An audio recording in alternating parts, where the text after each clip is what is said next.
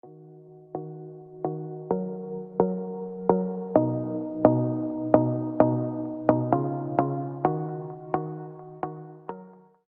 soy Tatiana Bravo y les damos la bienvenida a su podcast favorito, Histeria Colectiva. El día de hoy nos encontramos con 3 estudiantes de la Universidad Nacional de Chimborazo: Anthony Castillo, Carolina Mena y Amador Míguez. Le damos la bienvenida y gracias por acompañarnos. En un mundo cada vez más digitalizado, la educación se transforma constantemente, incorporando nuevas tecnologías en el aprendizaje. En esta ocasión exploraremos 2 enfoques innovadores, en los cuales son el diseño centrado en el usuario y el ambiente virtual de aprendizaje. Cuéntenos, más que todo, ¿qué es el diseño centrado en el usuario? Gracias, Tatiana, por la invitación. El diseño centrado en el usuario consta de las siguientes fases. En una de ellas se habla mucho de comprender el prototipado y en sí llegar a qué punto quiero llegar. En este caso, como son aplicaciones diseñadas para niños y que implementan la realidad virtual o la realidad aumentada, ¿qué quiero comprender? ¿Qué estrategia metodológica voy a utilizar para poder llegar a conectar? Lastimosamente, en la actualidad en nuestro país, en el contexto socioeconómico de nosotros, todavía no hay los conocimientos de parte tanto de desarrolladores como de docentes para poderlo utilizar. Dentro de esto tenemos que hablar de 3 etapas, que es la etapa visual, auditiva y áptica.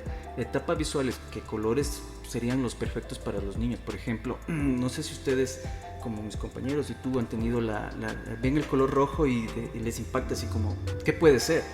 Pero en cambio hay que ir estudiando una paleta de colores, la psicología del color y entender algo, ¿no?, que nosotros hemos aprendido en la academia. Si un niño utiliza una herramienta virtual o una aplicación más de 3 minutos, esto es funcional. En sí se trata de buscar la funcionalidad. El diseño centrado en el usuario busca eso, la funcionalidad de cada cosa que se va desarrollando. Y aquí hay un espectro tan amplio que se conoce como el famoso AVA. ¿Y qué es el AVA? Es el ambiente virtual de aprendizaje.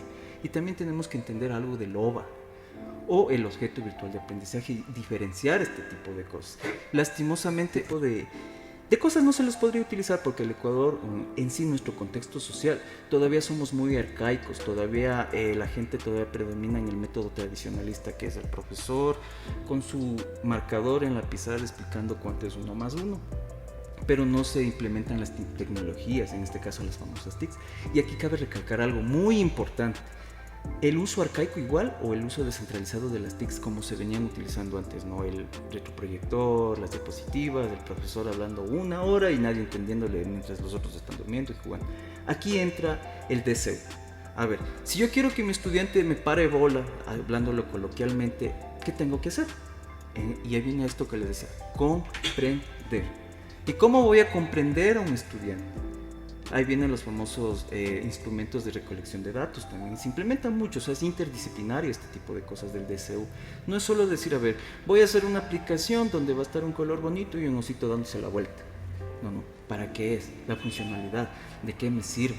Y como les decía, como entra tanto la parte visual, auditiva y áptica.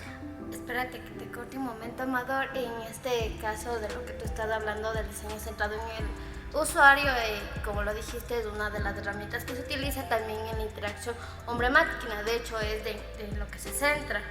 Y lo que nosotros en sí vamos a hablar es cómo el diseño centrado en el usuario nos ayuda a crear ABAs, que es el ambiente virtual de aprendizaje, y también los OVAs, que nos ayuda a crear también espacios para niños. No solo es crear productos visuales o productos interactivos, sino que tiene un fin, tiene un propósito. Ese es el fin del diseño centrado en el usuario: cumplir una función, en este caso el aprendizaje y el objetivo de que ¿cómo sería? Tú empiezas a hablar mucho del aprendizaje significativo, de cierta forma, Claro, ¿no? Que se podría implementar en esto, ¿no? O sea, generar una experiencia donde el niño diga... el niño pueda Wow. cumplir su objetivo de conocer, de entender, de poder replicar alguna operación. Por ejemplo, en las matemáticas, el niño pueda replicar la información, puede entender, y muchos de estos también nos ayudan los simuladores, los tutoriales, las tablas virtuales. Son temas que se van tocando, son cosas que se desarrollan. Tienen un nodo dentro de todo esto, ¿no? Claro. El DCU, de cierta forma. Si nos vamos un paso más allá, como hablaba o bueno, hemos conversado con Anthony, las ABAs son las aulas virtuales. Claro, son las aulas virtuales. Pero ¿qué hacemos para llegar a esto? Hay 3 etapas en la fase de desarrollo, que son la investigación, el prototipado, el desarrollo, y luego del desarrollo tenemos la implementación y las pruebas. Dependiendo de las pruebas que nosotros apliquemos y la aceptación que tiene hacia nuestro usuario, podemos decir que esta aplicación es interesante para el estudiante, que se puede conseguir algún tipo de aprendizaje significativo a través de esto. Como tú lo recalcaste, dijiste que el tipo arcaico es que pongan las diapositivas, hablen una hora y que nadie le pare bola. Entonces, en esta fase que tú nos dices, amigo Anthony, el prototipado. Yo le tengo entendido que el prototipado es como ir sacando una versión de esto, funciona, no funciona. Claro, pero en eso está la investigación. Eso, el prototipado te ayuda a diseñar. Te da el primer enfoque de lo que tú vas a hacer. Y eso es a y través ya de la después de investigación. eso, claro, después de eso tú ves si esto funciona, si esto no funciona, lo aplico. Disculpen que les corte un ratito, pero para que nuestros oyentes entiendan más que todo el tema que se está hablando, unos ejemplos claros que podríamos adecuarlos en el aula, porque ustedes mencionaron ciertos términos que son el DCU, el ABA, el OVA. Entonces queremos más que todo escuchar ejemplos para que la comunidad los entienda. Claro, verás. Un ejemplo claro de un OVA es un mapa mental. Es un objeto virtual de aprendizaje. Ayúdanos con una aplicación que genere Por ejemplo, obras. podemos utilizar el NiceMind. NiceMind incluso se puede utilizar podemos utilizar ChatGTP, darle un prompt que nos ayude a diseñar mapas mentales mediante el WordMap, que es un código de programación justamente para organizadores gráficos. Está el Canva también. Es llevarlo tradicional, que en este caso es el objeto de estudio, que puede ser el libro del ministerio o puede ser un artículo, llevarlo del plano físico al plano virtual. Tengo el mapa mental, un ejemplo, tengo el mapa mental de las teorías del aprendizaje, examos cognitivismo, constructivismo, ese tipo de cosas. Tengo en los libros, lo voy a resumir mediante un organizador gráfico y lo puedo, no sé si ustedes utilizaron Prezi. Claro, es una herramienta virtual para generar los textos, para poder pasar un organizador gráfico. Y tú con el Prezi ibas navegando y tenías interacción. Ahí viene lo que nos decía Carolina, famosa interacción, persona-computador. Interacción, interactividad. Exacto. Y ahí viene, eso es un objeto virtual de aprendizaje. Ahora, ¿qué es un ABA? Un ambiente virtual de aprendizaje. Como Tatiana nos decía, ¿pero qué es? Anthony ya lo decía de una forma muy rápida, ¿no? Es todo el ecosistema donde va a estar mi OVA. Es todo el ecosistema, o sea, todo, el total, donde va a estar, por ejemplo, la evaluación, la conceptualización. En ese caso tú estás hablando de un aula virtual. Exacto. Es un ecosistema. También podrían decirse los de aulas virtuales, ¿no? Pero también no sé si ustedes usaron mi primera Encarta. Sí, También mi primera Encarta era la enciclopedia de los que no tenían internet. Si ustedes, justo vamos a eso. Yo tengo una enciclopedia tradicional que es llena de textos. Y no sé si se acuerdan que sus papás creo que hasta compraban los libros a cuotas en ese tiempo, ¿no? Eso es un ecosistema, exacto. Eso es un ecosistema textual. Pero ahora el ABA es virtual. Es nuevamente, como les hacía la comparación del mapa mental, es llevar la enciclopedia o todo el conjunto o la planificación, todo a una parte virtual. Entonces lo que tú nos quieres decir que el ABA es el conjunto de OVAs. Exacto. Y esto tiene que tener un propósito y un fin. Exacto, que en este caso es la teoría, es el proceso aprendizaje, ¿no? Donde cabe recalcar que en esto entra mucho el papel del docente, pero no como el típico docente tradicionalista que califica sobre esto, sino como el facilitador. Y ahí tenemos algo muy revolucionario actualmente, que es el famoso cognitivismo de Siemens, que dice que el docente es el facilitador de todo el conocimiento, más no el dueño del conocimiento, como te habla el conductismo o el cognitivismo.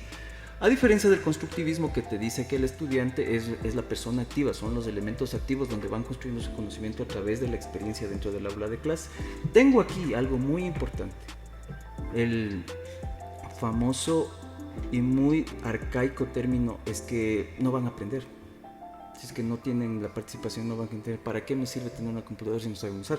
Es que por eso se les debe a los nuevos docentes capacitarles para manejar estas y aquí entra algo que tal vez nosotros este rato estamos hablando de esto, ¿no? Que para muchas personas sea nuevo, pero para otras personas ya es un tema ya desactualizado, porque aquí viene la famosa realidad aumentada.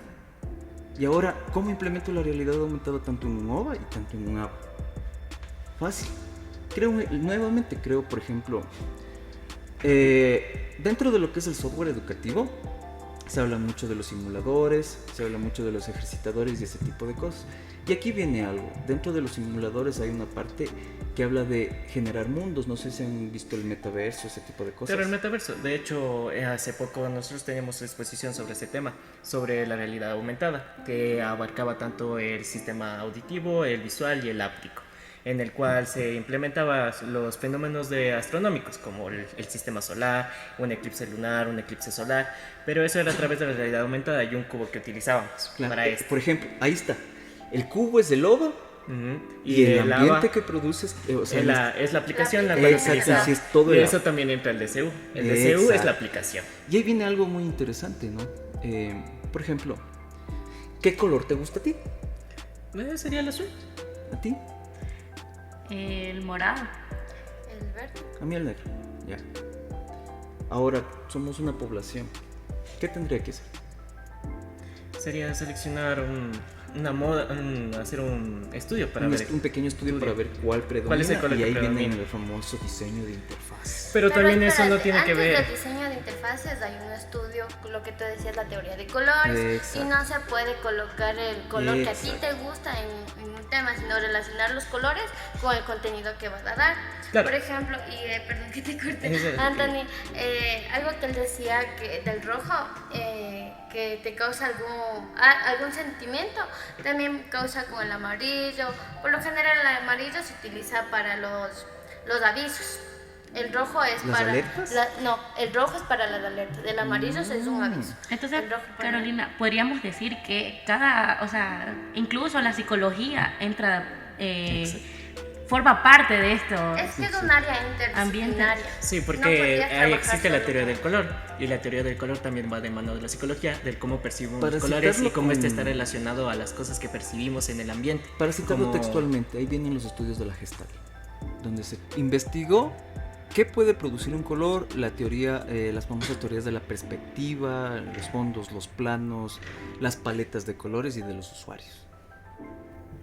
Bueno, para concluir entonces podemos decir que el diseño centrado en el usuario se basa más que todo en las necesidades del estudiante, mientras que el ambiente virtual de aprendizaje se enfoca en el entorno donde se lleva a cabo este conocimiento, integrando todo lo hablado por nuestros queridos estudiantes.